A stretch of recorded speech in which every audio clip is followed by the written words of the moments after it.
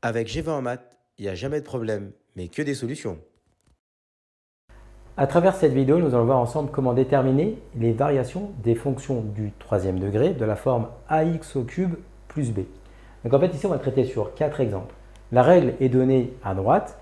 En fait, les fonctions qui ont la forme ax au cube plus b, on va s'intéresser à l'expression qui va être devant le x au cube. Si cette expression elle est positive, alors là, la fonction elle est croissante.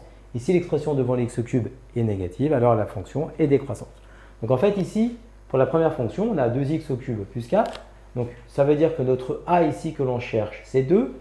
A qui est égal à 2 est strictement plus grand que 0. Et donc là, ça permet de dire que f, tout simplement, f est croissante sur R. D'accord? Donc sur moins l'infini plus l'infini, que l'on peut écrire sur R. Et donc vous allez voir que c'est très simple, parce que pour la fonction g, qui est moins 5x au cube moins 2, mais ici mon a c'est quoi? C'est moins 5. Et donc ici, il est négatif, et bien ça permet de dire tout simplement que f, d'accord, est décroissante sur R.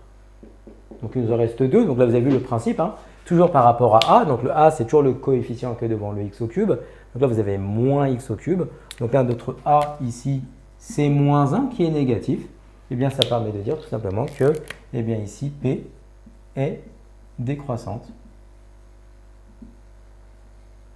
sur R.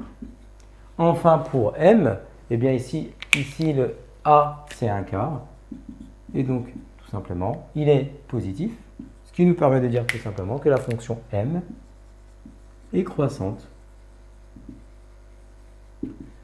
sur R. Donc voilà, à travers cette vidéo, on voit tout simplement comment on peut déterminer les variations des expressions qui ont une forme ax au cube plus b.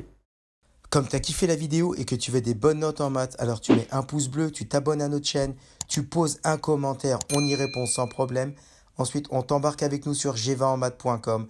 Des exercices corrigés, des détails de ouf avec ça. Plus d'excuses pour pas avoir de bonnes notes en maths.